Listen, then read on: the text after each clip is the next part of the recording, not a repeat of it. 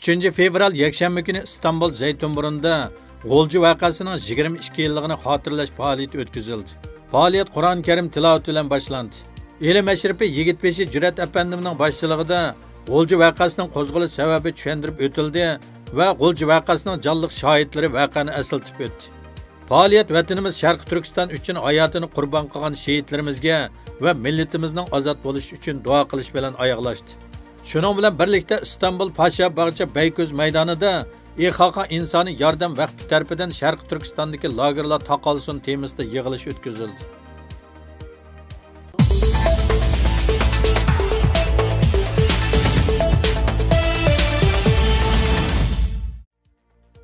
İkinci fevral Amerika Kaliforniya shtati Los Angeles shahridagi Uyg'ur jamoatining bir qism a'zolari Los Angeles rayonidagi ikki cho'ng masjidda dunyoning har qaysi joylaridagi musulmon ellardan kelib yerlashgan musulmonlarga Uyg'urlarning bugungi fojiasi va Xitoy hokimiyatining insoniyat ustidan yurgizayotgan jinoyatlarini tonishtirish faoliyati o'tkazdi. Bu faoliyatda Uyg'urlarning olimi Erkin Sidiq yarim soat leksiya so'zlab Uyg'urlarning umumiy ahvolini bayon qildi. Tonishtirilgan mazmunlar barliq musulmonlarning yuragiga ta'sir qildi. Ular leksiyani boshdan oxir hayronlik ichida beshini lang'ishtib turib angladi. Hamda bir qismi ko'z yoshi qildi. Leksiya oxirlashgandan keyin ular faoliyatga kelgan Uyg'urlarni qo'rshib olib, xeyli uzungacha savol so'rab fikr almashtirdi. Hamda Uyg'urlardan anglagan uchurlarni atrofdagilarga va o'z davlatlaridagi xalqlarga anlatadiganligini bildirdi. Faoliyatda ko'rilgan bir o'rtaq ahvol faoliyatga kelgan musulmonlar Uyg'urlarning beshiga kelgan zulm va Xitoy kommunistlarining qilmishlaridan qattiq cho'chib ketdi. Va ularning ko'p qismi bundan keyin butun kuchi bilan Uyg'urlarni qo'llab Uyg'urlarga yordam qilib, o'zining ummatlarining bir a'zosi bo'lish burchini ado qilganligini bildirdi. Ular qilmoqchi bo'lgan ishlarning ichida Amerika Kongress a'zolari bilan aloqalashib, ularni Uyg'urlar haqida yangidan chiqqan qonunlarni qo'llashga chaqirib, Uyg'urlarga yordam qilish shiorlari besilgan mayk ishlab chiqarib taqitish hamda buningga o'xshagan faoliyatlarni Los Angeles rayonlarining ko'plagan yerlariga kengaytirish qatorliqlar bo'ldi. Bo'libmi bu faoliyatga kelgan musulmon muxbirlar bundan keyin Uyg'urlar haqidagi tashviqot xizmatlarini alohida kuchaytirganligini bildirdi.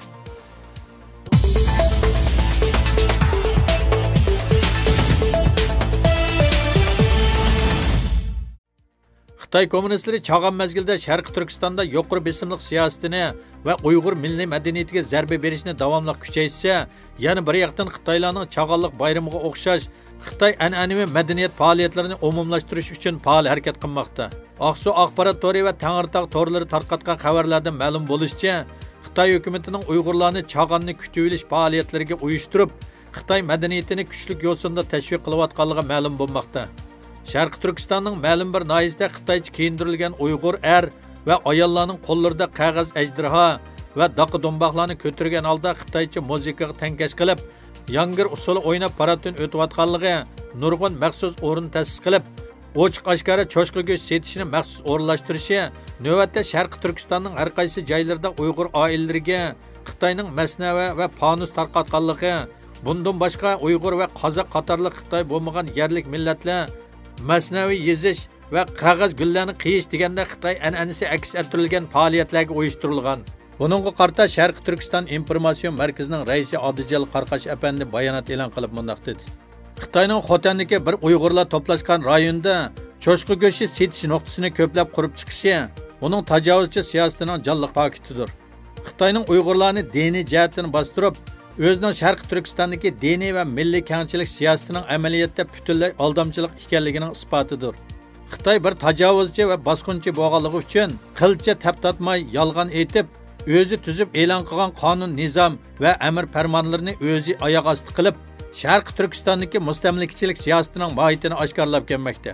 Xotandan iborat bu Uyg'urlar nüfusining 95% dan yuqorisini egallaydigan bu rayonda Uyg'urlarga majburiy cho'chqa go'shti yegizishi, cho'chqa go'shti setish nuqtalarini ko'plab qurib, ochiq oshkora davron selishi, uning Sharq Turkistondagi chidg'isiz diniy va milliy zulmlarining inkor qilib bo'lmaydigan faktlardir. Sharq Turkiston informatsion markazi bo'lish sifatimiz bilan Xitoyning bu razil siyosatini qattiq aybladi va xalqaro jamiyatning buningga keskin inkos qaytarishni talab qildi.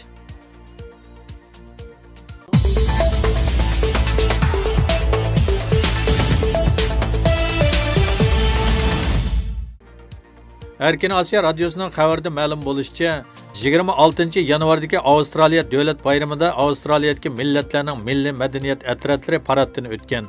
Adilan shahridagi bir turkum Uyg'urlarmi an'anaviy milliy kiyimlarini kiyib, Sharq Turkistonning oy yulduzliq ko'k bayrog'ini ko'tarib paraddan o'tgan.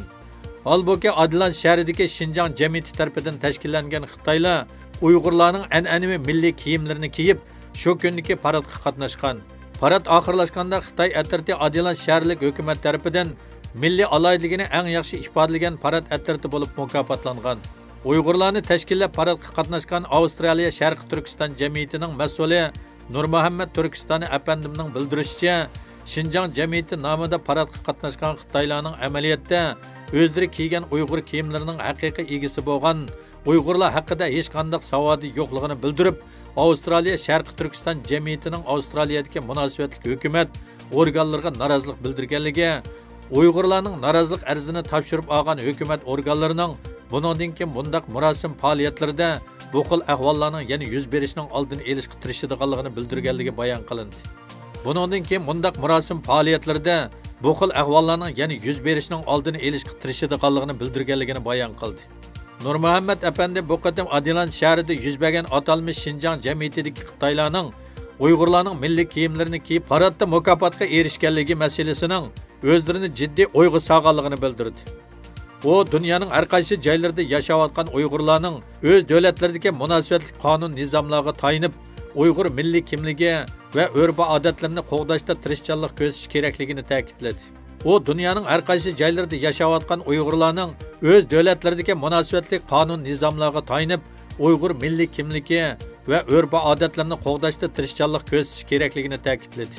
Amerika Uyg'ur birlashmasining raisi Ilshad Hasan apandining qarashicha, Xitoy hukumatı o'z hukmronligi ostidagi Uyg'urlarga qarta assimilyatsiya siyosati yurgizib, Uyg'urlarning diniy e'tiqodi, milliy urf-odati, milliy kiyinish alayliklarini xitoylashtirishni kuchaytirayotgan sharoitda, chet ellarda o'ltiraqlashib qolgan Uyg'urlarning Uyg'urlarga xos bo'lgan kiyim-kechak va boshqa alayliklarni qo'g'dashga jiddiy ahamiyat berishini talab qilgan.